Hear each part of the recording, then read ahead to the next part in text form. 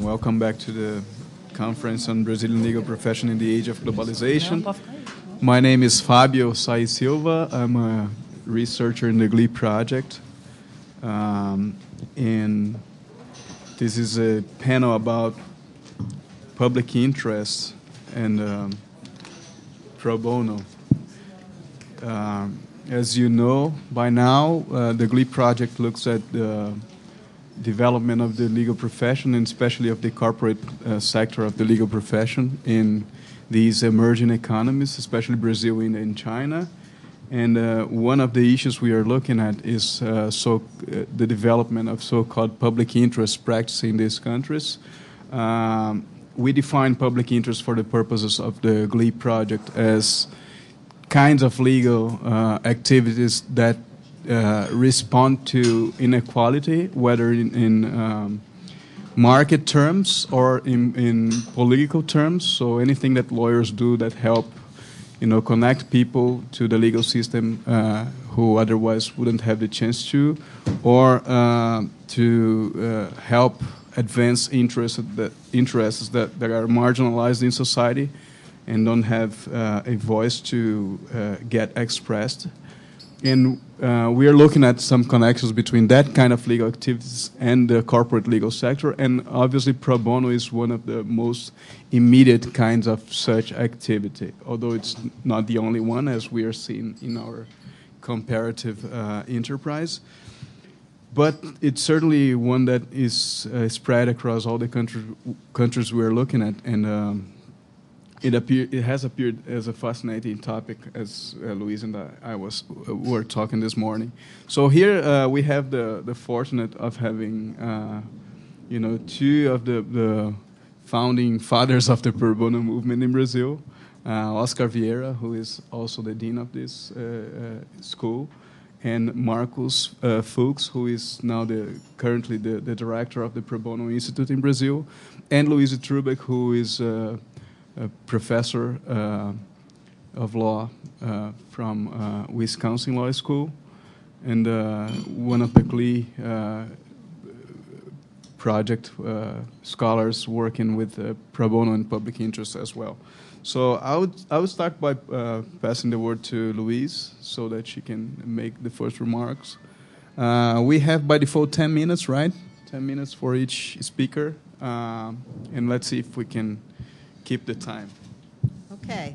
Well, thank you very much. I'm delighted to be here. The last time I was in Brazil was 9 years ago when I spoke pre-opening of the law school here, and Oscar participated, and I talked about clinics in the United States, and there were people from other parts of Latin America there, and we had a very lively discussion, which remains fresh in my mind.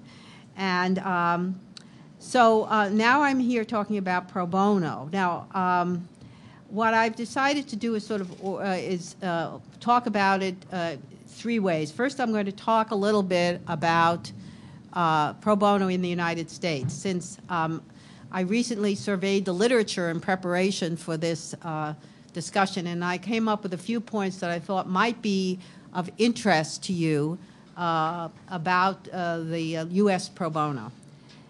Then I want to talk just briefly about international pro bono and international linkages, and then finally about the GLE project, which Fabio has mentioned. So pro bono is referring to the organized system of providing services for those who can't afford it. I want to comment briefly on some aspects of the U.S. pro bono that might be of interest to you. And one important point is the U.S. experience has to be seen as responding to domestic concerns. And when Scott Cummings and I organized a volume of articles on public interest law from around the world, which Oscar wrote an excellent paper on, we were very impressed with how many of the authors concentrated on how organic and local the origins of public interest law were in that country. And there was an important lesson for Scott and I at that time to realize how parochial the U.S. view is, particularly about public interest law, which we all kind of thought we were the founders, and the rest of the world just sort of adopted whatever. And on some superficial level, we kind of thought that, we were going to hear some sort of variations on that theme. But no, almost all the articles from all over the world concentrated on the localness of what may be called public interest law, but it's very local and it's very different in all the various countries. So it's a real lesson to me here. And I am very clearly saying to you that what you develop in Brazil in pro bono, you're going to use the word because it seems to be the main thing we do in U.S. is coin the words. We coin public interest law, and pro bono only came, just public interest law was coined in the mid-'60s, and it looks like pro bono was coined in the late 70s. So these are recent brands. Of course, they refer to activities that took place for a baby hundreds of years before. But the coinage of the words that we use now are quite recent, and I think that's important to keep that in mind. So, of course, what I'm going to tell you, when I went through thinking about what I would talk with you about, I thought I would tell you about what is interesting, what I think is interesting to you about pro bono in the United States. Probably, to some extent, you're saying, well, this isn't us, and the other hand saying, well, maybe this is of some use to us. And there is a large literature, but surprisingly little about non-U.S. pro bono. I was rather surprised when I looked. I really couldn't find anything much. Now, of course, Oscar wrote about pro bono in his article, but it was on public interest law. It was buried in there. So if you just put pro bono internationally, you don't come up with too much. Okay, so interesting point number one.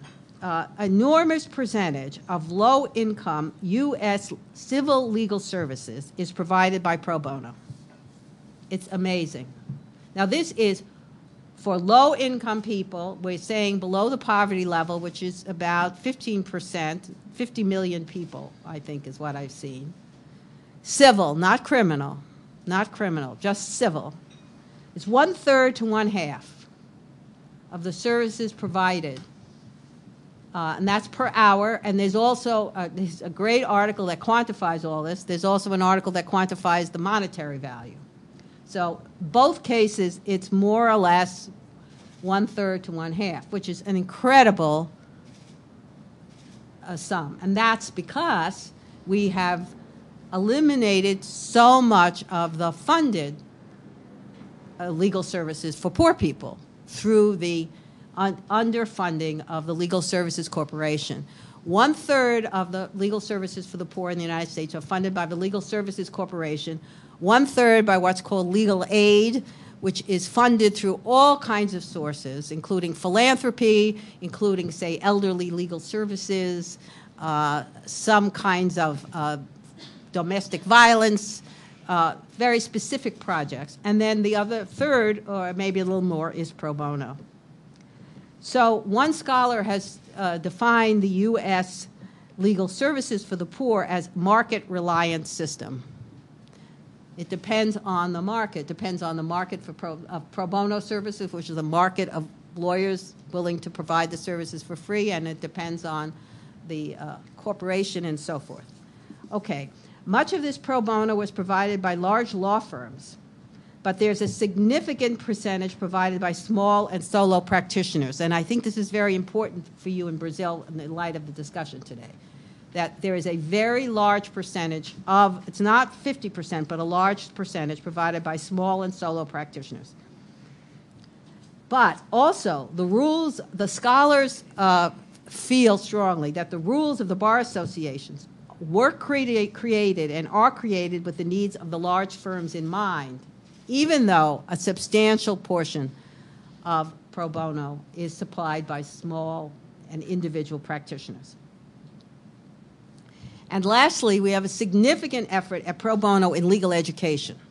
And there's significant writing and effort to either mandate or greatly encourage law students providing pro bono services while they are in law school.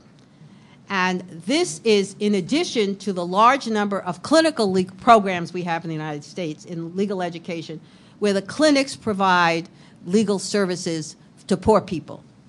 So in the law schools, it's two parts. There's pro bono, which is not supervised by the clinicians, who are full-time faculty, but instead run as volunteers through various volunteer programs in legal education.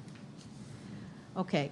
The second point on international pro bono, I was able to identify two organizations that seem to be committed to encouraging and organizing pro bono throughout the world, with the exception of the United States, and not really, well, there may be something in Europe, but basically it's Latin America, Africa, Asia.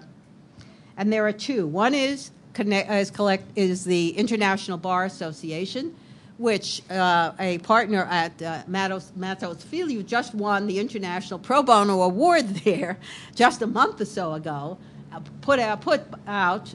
developed and provided by the International Bar Association, which, again, I have no idea where it's located. It's just a website. I couldn't figure that one out.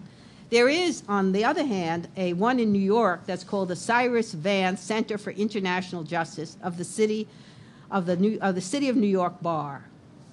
And they have a international pro bono project, and they seem to be emphasizing Latin America, and Fabio went to a conference they convened in Chile last year. So, and there again, I was unable to get very much organized information, except that's what they say on their website they're doing. Okay.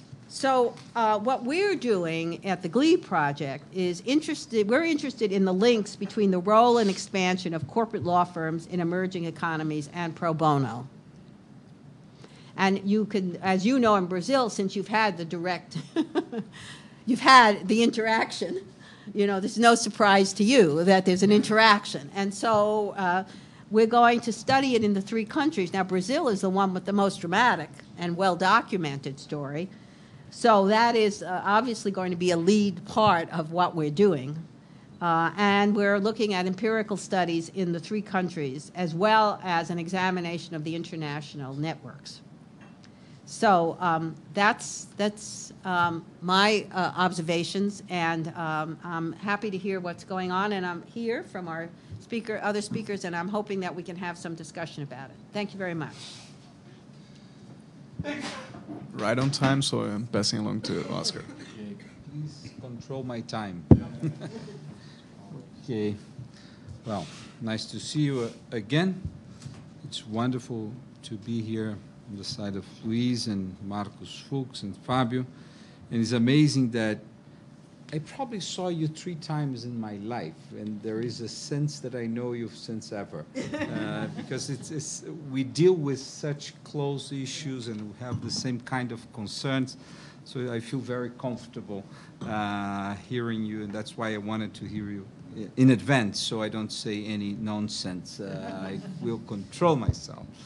And Marcos Fuchs, who is this is networking and a classmate, in that we have so many projects in the last 25 years together, including the pro bono. Well, let me start by saying that I'm using a completely different hat now. Not the hat of dean, not the hat of an academic, but much more the hat of a lawyer who has been working on the field of public interest law for the last 20 years. And even though I produced this paper that I don't think it's as nice as Luis said, this was much more a recollection of experiences than a very analytical paper, since my area is not sociology of law, but I'm a kind of constitutional lawyer, typical constitutional lawyer. So what I will share with you, since I knew in advance that both Luis and Fuchs would concentrate on the discussion of the pro bono, I will have, I think, I don't know if it's a larger picture, but perhaps a little different picture, trying to explain the relationship between public interest law in Brazil on the, not the relationship, the public interest law movement in the context of globalization. Perhaps this would be the best approach to what I will try to talk with you. First of all, and this was one of the discussions we have on this group that Luis mentioned, was, is there a tradition of public interest law in Brazil? Can we track to the past a tradition of public interest law, or this is a new thing from the 60s influenced by civil rights movement, or a newer thing influenced by pro bono in U.S.?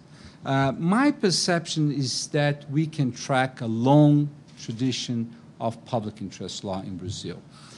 If we could say that there was a founding moment, this would be the anti-slavery movement, which was not just a political movement, it's a very strong political movement, but with very sophisticated networks of lawyers working to free slaves that were illegally held between 1834 and 1888, when slavery was definitely abolished in Brazil. But we have several laws that forbid traffic, that allow that the new kids born under slavery would be free, but were kept in slavery. So it's a very interesting move. Perhaps Luis Gama, who is this former slave, who produced these networks. And this is amazing because newspapers, you have newspapers with ads saying, if you need a lawyer, you can call, not call, but you can come to this, you can come. It's amazing how you get the ads with this. And he had a network of liberal white lawyers, including fellows like Rui Barbosa and Joaquim Nabuco, that would be working as students for him at that time. So it's not a, this is one example. When he died in São Paulo, probably he attracted more attention than any other lawyer in the country ever. There were more than 10,000 people on the streets when he, there is images of this. It's an amazing personality. It's the first pro bono, the first public interest lawyers that we have. And then there's a line of people that work with him. You can say Rui Barbosa, Sobral Pinto that worked with Rui Barbosa. Then you can have Evandro Luiz e Silva that worked with Sobral Pinto. Then you can have Fábio Comparato that worked with Evandro Luiz e Silva. It's amazing that you could track from the end of the 19th century to the 20th century. Sepúlveda Pertence that worked also with Evandro Luiz e Silva, the Supreme Court, that formed during the military regime those who react against the regime in legal terms. That I'm phrasing and rephrasing this. So there is a tradition. Obviously, that this tradition is not just local. These people were connected with the international movement against slavery. Like Joaquim Nabuco was someone who was writing, who was corresponding with the British. So it's never, I don't think never you have something very domestic. You are always immersed in a dialogue with people that are doing similar things around. Okay, I'm in my first point after this 5 minutes indication. Okay, so we have the tradition of the left-wing labor movements, those who organize the labor movements at CUT or MST that are mixed with the radical branch of the church. We have other lawyers that come from the bar, what I call liberal lawyers. So yes, there is a tradition. But I think the most enrooted tradition that we have here, that perhaps is the most distant from the US model, is how state institutions organize themselves to practice public interest law.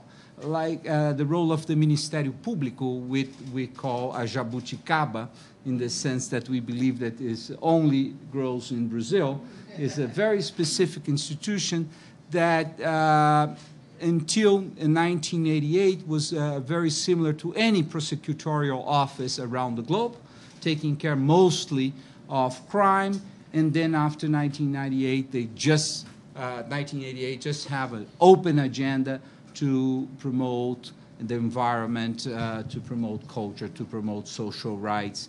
And this immense institution with 14,000 people, around 14,000 people in Brazil, occupy the space of public interest law with a lot of problems, a lot of setbacks because of their state position. And then you have the Public Defender's Office that was also entrenched in the Constitution that has around, what, 5,000 defenders around Brazil. So when you take that, the percentage of people that are defended by pro bono lawyers in the United States, and you take the Brazilian environment, if you don't take into account these two institutions, you're not understanding what is going on in Brazil. So the major players are state players with a lot of problems. I don't have time to explore the problems, but I just would like to mention that there are consequences of these models. Second point of my discussion is, so when the movement that was always flirting with international ideas, always connected with international ideas, became much more cosmopolitan, I think this was a result of two movements. One was the change in nature of the major UN conferences in the 90s. Starting by the Rio Conference on the Environment in 1992, that was the first conference when the UN called for civil society. And this changed completely the way of the production of international legal and political documents. It was not the monopoly of the states anymore, but also how civil society engaged on a more cosmopolitan and structured debate after the 90s. So you have the Women's Conference, the Conference on Human Rights in Vienna, 93. You have, I think, 6 or 7 conferences ending with the South Africa Conference on Race, where civil society went to meet together and to framework their identities. So the identity of the Afro-descendant movement in Brazil was not just more a domestic identity. The women's movement was not just a domestic movement. So this changed completely the way these movements viewed themselves and articulated their demands and established their identity and started to use the legal framework in a completely different way. So I think this was much more important than the traditional human rights framework that was produced from 1948, 69, the two conference, the Inter-American system, etc., because this was for a small group to use. I think the conference brought social movements to a more cosmopolitan environment and create new movements. And then after that, you start to have groups. I'm talking about Latin America now. Indigenous groups in Mexico or in Ecuador or in Brazil using international framework to discuss their own rights within their countries.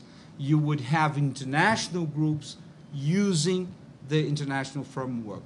And you would also have what I think David put today, local groups, like Connectas, the group that I worked for 10 years, what we use domestic, international, in domestic courts, in international courts at the same time. Well, Fabio, give me more 1 minute, just for the challenge that we have ahead of us. I think law schools have a lot of challenges, mostly elitist, expensive law schools as ours, which is what kind of attention, resources, we will give to public interest law issues as human rights, environment, etc., etc. So I think this is a hard debate because several students are seeing this as a consuming relationship where they want to get something that will promote them to the next level, and we have educational authority. So I think here there is a challenge for schools like ours.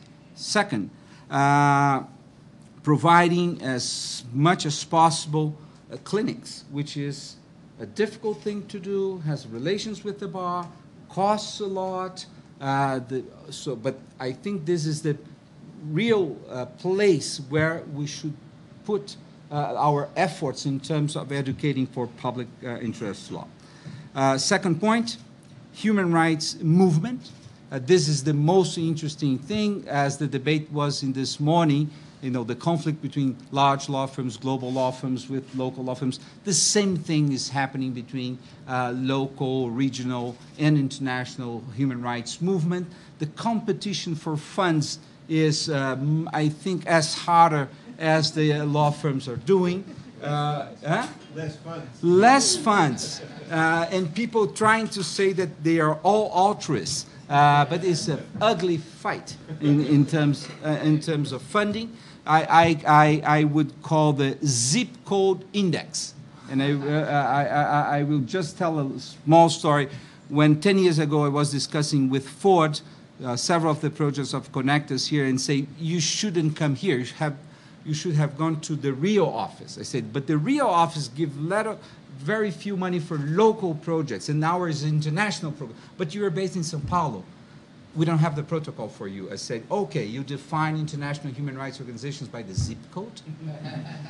And so even though the debate is moving on, foundations have to learn that the world is changing, that it is acceptable that you have international organization in South Africa, in Delhi, in Buenos Aires, or in São Paulo. They don't have the protocol for that.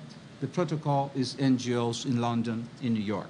So I think this is, so the zip code complex should be overcome. Finally, also, there is a new agenda for public interest lawyers in the context of the emerging economies, which is the traditional anti-state advocacy change, because the state is promoting a lot of change. But the state is promoting through immense new corporations that they are causing several of the damages. So I think human rights and companies, human rights and state companies, will have to change completely the way human rights organizations and lawyers that have to be prepared, not just to know the traditional human rights agenda, but also the company's agenda. So I think these are some of the challenges for us at this moment. I'm sorry to... It's your meeting. No, it's Luciana's meeting. But you are my meeting, so... He's the boss. He's the boss. He signed the checks. First of all, I'd like to say thank you to Getúlio Vargas Law School, in special Professor Luciana Cunha, in organizing such an important roundtable. Well, Instituto Pro Bono is an NGO founded in 2001 here in São Paulo, and our mission is to promote public interest law and social responsibility in the legal sector. Oscar, I think he remembers very well the story. Back in 2001, Oscar, with the support of Ford Foundation, brought to São Paulo Daniel Grunfeld. He was the CEO of Public Counsel. Public Counsel, I think, is the largest pro bono experience in the world. They have 48 lawyers in-house. They have 5,000 volunteers. They have 140,000 hours per year. That's something close to $60 million if you bring this in money. So in the end of the speech, Daniel Grunfeld, I think he brought this good disease from the United States, and we decide to, 35 lawyers at this conference, decide to organize a pro bono experience in São Paulo, a clearinghouse experience. And that was this time leading by Oscar, and he invited me to become the first director, and I'm still director. 10 years of pro bono. Why we decide to start pro bono and open our institute? I think lack of access to justice and the lack of access to justice is still a serious problem in Brazil. Taking São Paulo, the state of São Paulo as a model, we have only 500 public defenders to give legal aid to the poor population. Last year, 2 million individuals went to the line in front of Avenida Liberdade, very close to here, to ask for legal aid. In Brazil, I think we have one public defender for potential 100,000 individuals, which is a worse scenario. Just for you to have an idea, in São Paulo we have 350,000 lawyers. In Brazil we have more than 700,000 lawyers. And I think more than 1,000 law schools. Yeah. So we as a diploma factory, we have so many lawyers, and the situation is still very, very bad. It's important to mention here in the São Paulo Bar Association, we have 48,000 lawyers that are enrolled in a partnership between the state and the judiciary power. They call this court-appointed, that are also helping the poor population. They receive 500 reais in average for each case. Just to compare, the Public Defender's Office cost in the state of São Paulo 130 million reais. The partnership that I mentioned costs 280 million reais per year. With this terrible scenario, we found Instituto Pro Bono, and our idea was to bring good quality of access to justice for the poor. And then we face our first problem. The São Paulo Bar Association, at this time, and still... May I just make a point? Yes, sure. Luciana has produced a very interesting piece 100 years ago, trying to explain how bad were the service made by this 48,000 lawyers. So there was also this problem. The service was extremely bad. Yes, the quality of the service is pretty bad. Is the number 1 complaint in the Ethics Commission of these court-appointed lawyers. They are terrible. The Bar Association, São Paulo Bar Association, they found that our idea was illegal. Why Marcos and Oscar are bringing this thing? This is from the United States. This rich lawyers are taking clients from poor lawyers. And we have public defenders. We have the lawyers from the partnership. So, lawyers in Brazil, they must charge minimum or maximum, but they must charge. It's in our ethics codes. So our kickoff was very, very bad. And the Bar Association, they start diligences against law firms and Instituto Pro Bono. At this time, I was pro, Oscar was bono, and we was going to jail because we tried to start a pro bono in São Paulo.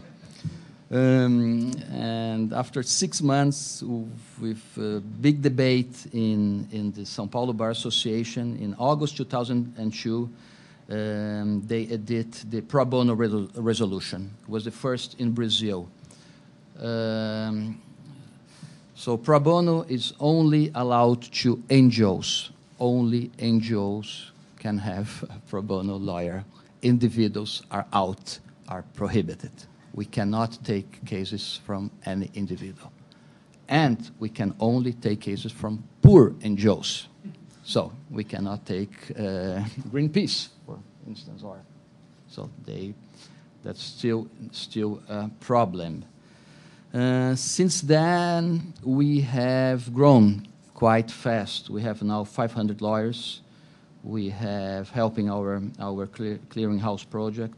We have 45 law firms, and we have 5 corporate departments giving legal aid for more than 600 NGOs.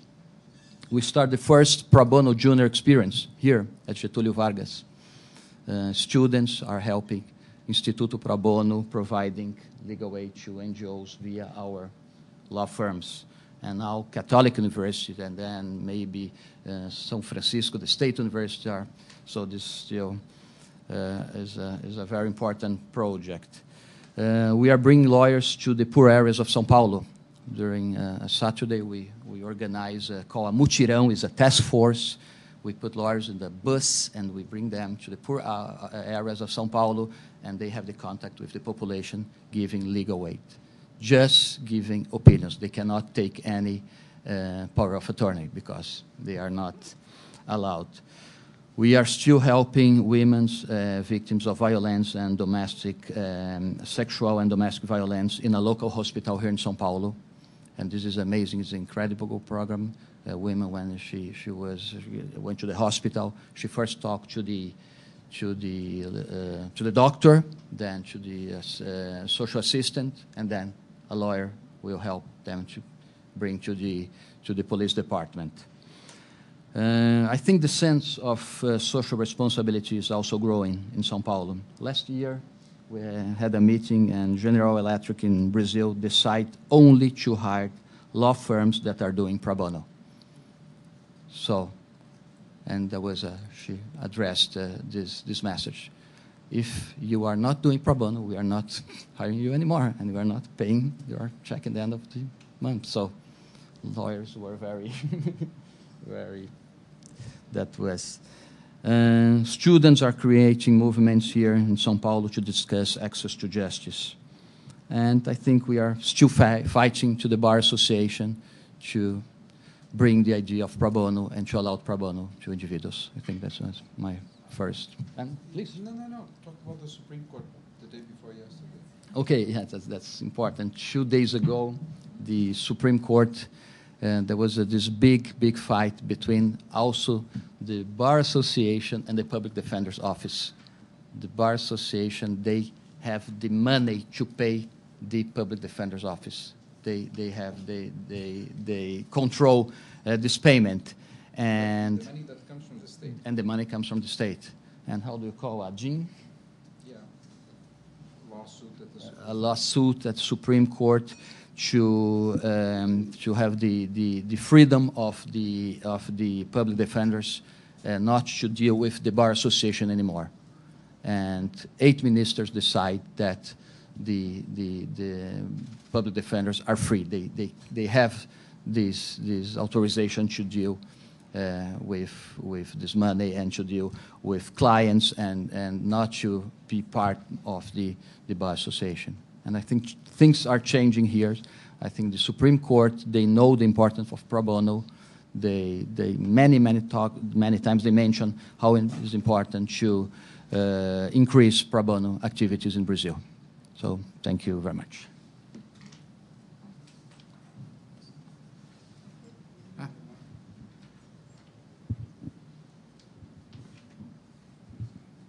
Well, thanks, Luis, Oscar, and Marcos. I think this is just the beginning of a conversation that we're going to have for next month, for sure, about the pro bono movement in Brazil and how it has developed and what kinds of interests it has challenged and what kinds of strategies it has developed to push forward this claim that, you know, lawyers and including and maybe especially corporate lawyers can give some kind of contribution to a broader sense of public interest. I think what I'm going to do for the next, 4 or 5 minutes is just give some comments here, trying to connect this panel to the overall framework of the GLE project and the conversation we had this morning. And then I think we can have, 10 more minutes maybe for an open discussion. I think one thing that I would like to stress here is the role of these regulatory measures that the Brazilian Bar Association takes, and obviously the politics that is behind that. One question that I had this morning for Frederico was what kinds of interests and on behalf of whom is the bar speaking when it's trying to either prevent foreign law firms from making partnerships with domestic firms, but also, prevent whether corporate or small firms to provide free legal services, which, by the way, and that's the second point that I would like to highlight, have been, as Oscar said, but also as anybody who goes to law school or who has lawyers in their families know, I mean, providing voluntary legal services is sort of a tradition of the Brazilian legal profession. Everybody knows a lawyer that, you know, helps the son of his employee who, you know, had trouble and is in jail, and does that for free. I mean, seriously. So this is sort of constitutive of the legal profession in Brazil, and people have been doing that for a long time. But when they try to institutionalize that, there comes an opposition. So what is the claim that sustains that opposition? I think that's something we would have to map, and to what kind of interest that is connected. And finally, and that leads me actually to, and this is something we're going to talk about in the near future, but I was at the 10th anniversary of the Pro Bono Institute, and I remember Oscar giving his speech. I think it was the open inaugural speech of the event, and he was talking about, you know, the motivations that he had with Marcos at the beginning of the process of thinking of pro bono in Brazil. And he was saying that he was working at juvenile court in Brazil, and all of a sudden he saw that, you know, these young people were facing a judge without any kind of legal counsel. And, you know, he just found that this was absurd, right? And there should be an alternative to provide these kids with some kind of legal counsel so that they would at least know what they were going through in a process that could, you know, compromise their future and their youth. So again, it's this notion of solidarity, of, you know, giving back to community that has been for a long, you know, circulating among lawyers that they're somehow trying to institutionalize. And I think that differs a little bit from the motivations for pro bono institutionalization in the corporate landscape in the U.S., which, you know, as Scott Cummins writes, responds to some other kinds of incentives, including the need to train young lawyers who are coming out of law school without much of practical experience.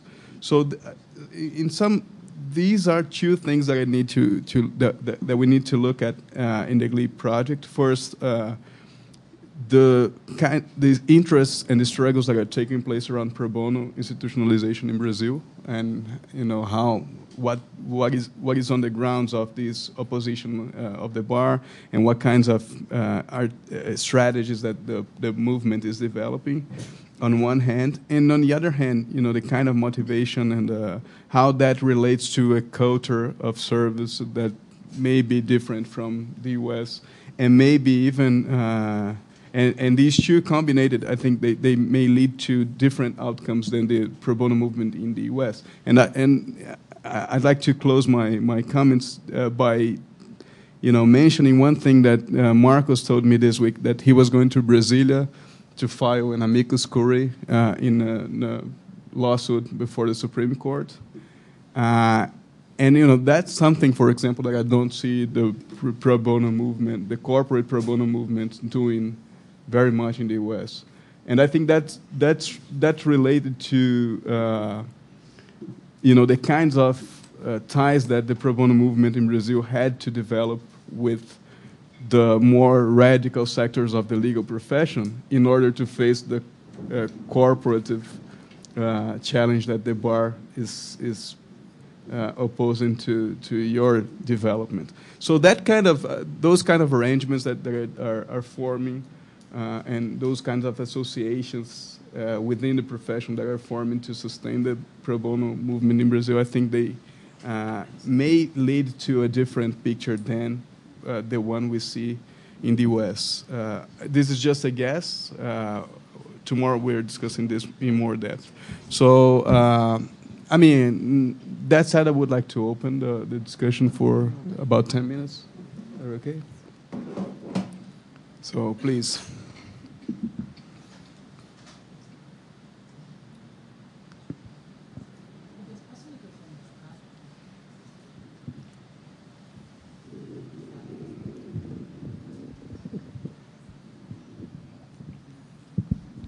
Well, I'd like to make just a little comment and also a specific question. I agree with the idea of a Brazilian tradition of public interest lawyer, and as Fabio said, we know many examples of that, and historical examples, and day-by-day examples of free services, free legal services, and it was not a problem. It's not used to be a problem, but I think the idea of pro bono, like I was saying to Luis Trubic during the lunch, the idea of pro bono with this name is an important phenomenon, because this name and this idea, this movement, based on a North American model, create a new player in this history, because like all we know we're very close to the pro bono movement, and we know that it's easy to Brazilian Bar Association fight small law firms or solo lawyers that are practicing illegal pro bono. But it's hard to fight the major law firms in Brazil. So I think that the importance of this new tradition or the new movement of public interest law and the pro bono lawyers is the creation of a political actor. We know that the rule, the internal rule that State Bar Association created was a result of negotiation between those actors, represented by Pro Bono Institute, the major law firms, and the Bar Association. So I think it's a good point and a new point, I think, in this Brazilian tradition. And I'd like to make a question, and I was reflecting and thinking about the last decision from Supreme Court, and I don't know if Pro Bono Institute thought about that possibility, but do you think that the possibility, the autonomy of the Public Defense Office to make new partnerships with anyone can allow the law firms interested or linked to the pro bono movement to offer legal services for individuals? I mean, if it's not a decision of Bar Association anymore, it's a decision of the Public Defense Office. Maybe the Public Defense Office can decide to make a partnership with Pinheiro Neto to offer legal service for individuals. I'm sure that the Brazilian Bar Association, State Bar, will create a new problem with that, but it's a question very pragmatic, because is it a legal possibility? Just what was decided the day before yesterday at the Supreme Court? Because the Bar Association has the monopoly. That was a law in the state of São Paulo that legal service for the poor could only be provided by lawyers that are enrolled on this program of the Bar Association. That was the point. And what the Public Defender's Office said is that they don't work very well. This is illegal because you're prohibiting other groups to provide services to individuals. So that was the decision. So the decision to break the monopoly. Yeah. Say now this fund will be handled by the Public Defender's Office, and they can decide to whom they will. What they are going to do, we don't know. Now, I think Mario is here. He's much more knowledgeable than I am in public administrative law.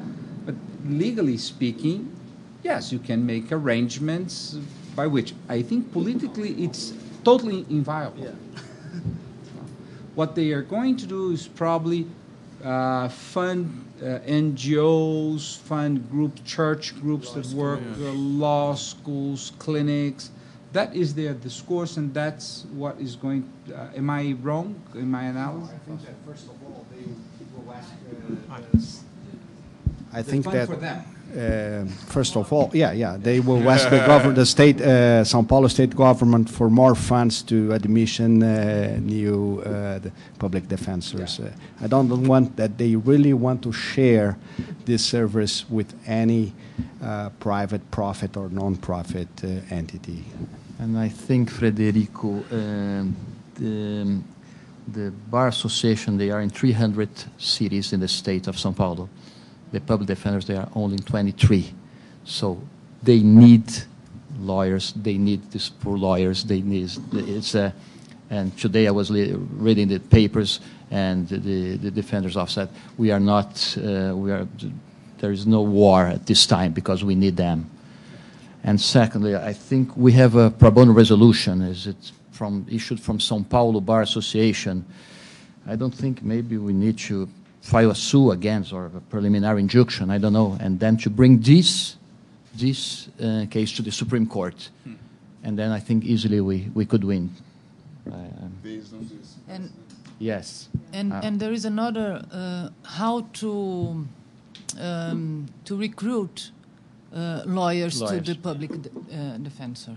This is a problem now in the public defender career, and we don't have good or the best students go into the public defender. And I think that this is a very crucial and point. individuals still prohibited. That's the. It's a. I think that one way to put this conversation perhaps in perspective is that the corporate law firms are interest in pro bono is different but related to the desire to provide service that's in the professionalism of all lawyers to some extent, in the idea of lawyers as professionals.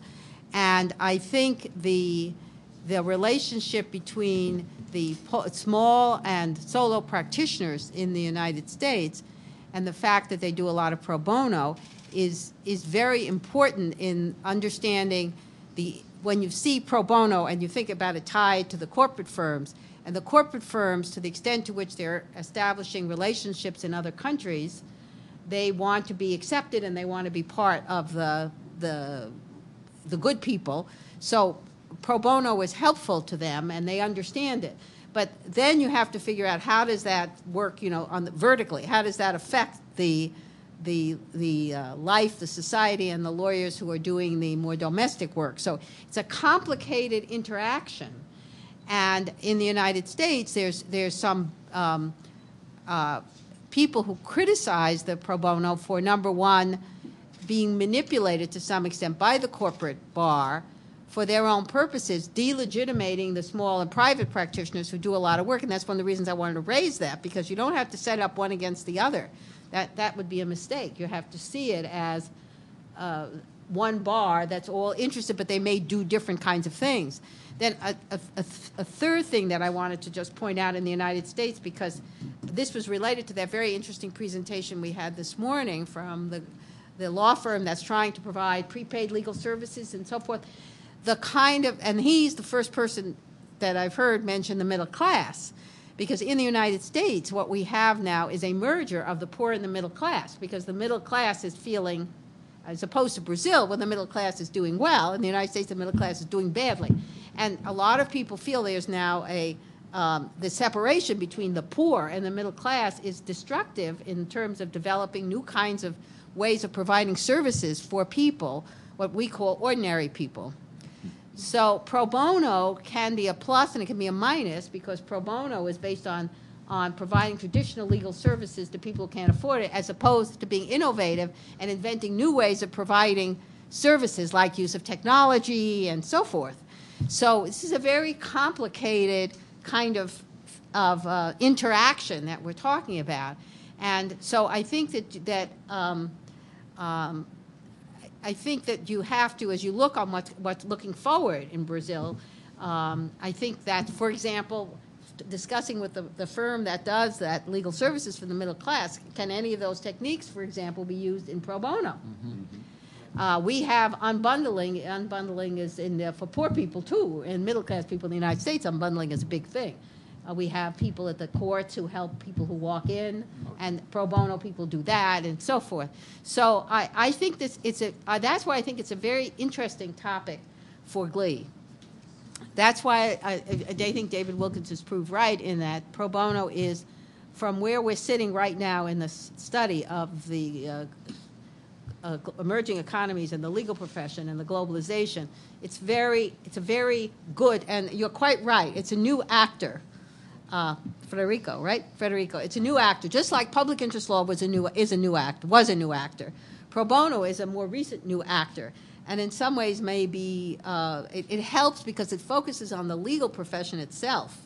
It helps raise these issues within the traditional regulatory framework and in legal education. So I think that's important. And by the way, we do have pro bono lawyers who do bring cases to the Supreme Court. For example, the Guantanamo cases were brought by pro bono attorneys. All right, last question, Dave.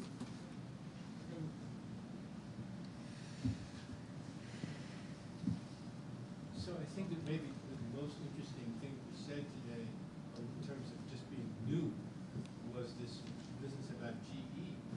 Right? Yeah. GE.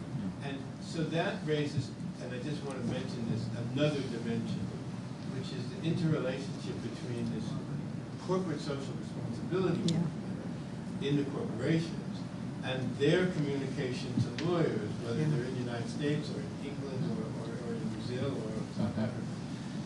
And so the pro bono movement is kind of connected to, in a very complex way, the general corporate social responsibility movement, and something that is very much a part of the operation of the large multinational corporations, at least in the United States. So when we look at this, we should look outside of the legal profession to see what's going on there. And in both cases, ask ourselves, well, what are the motivations, and why is this happening? It's not self-evident. It wasn't written in any biblical source that lawyers had to do pro bono work. It has to do with complex ideas about ethics, politics, the image of the bar, the individual motivations of lawyers that want this. And these motivations, like everything else, are affected by globalization. We need to look inside the bar, what's happening, inside the motivations of the people who want to do it, inside the motivations, as you say, the people who are limiting it, and then we have to look at the corporations in the same way, and then see how all of this flows together in order to make some projections about what may happen down the road, who can win some of these battles, who's going to be on what side of these battles. Yeah, I was about to say exactly this, not in the nicest way that you put it, but I think one of the interesting, just to confirm your hypothesis, that it's interesting how the traditional legal community in Brazil reacted to it.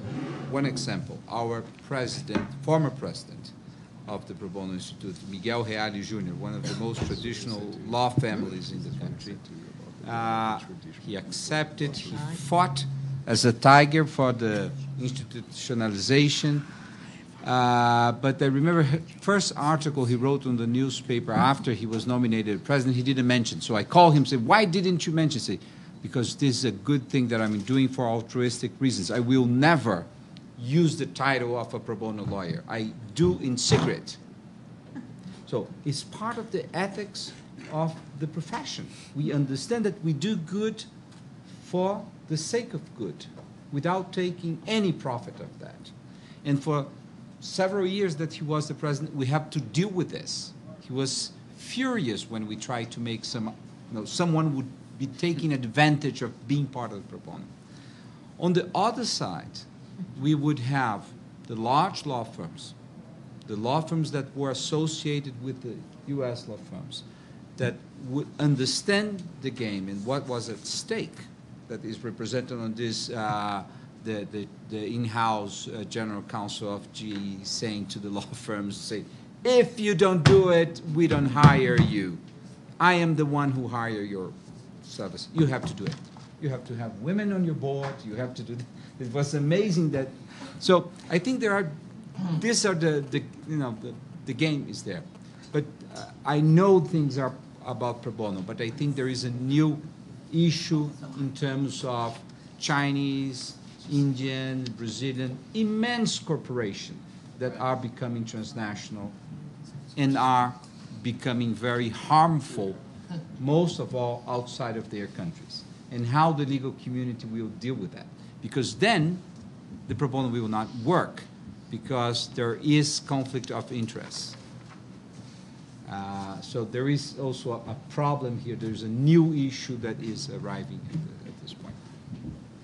So, let me just very quickly say, so as Louise said, this is why it seemed to me this issue, maybe more than any others, and we are studying many other issues, is at the very, very, very core of the GLE project. Because it's at the core of what does it mean to be a lawyer anymore. And this is exactly what's up for debate and discussion and contest, as Dave said, around the jurisdictional issues, which Dave described geographically, but you could easily just describe as the borderline between law and business, or law and politics, which Dave actually invented. Not quite, but close. But the borderline. Yeah. The only thing I would say to Oscar, who I follow in all things, and I never disagree with, especially in his own house, is that I'm with Ari. There are no Boy Scouts.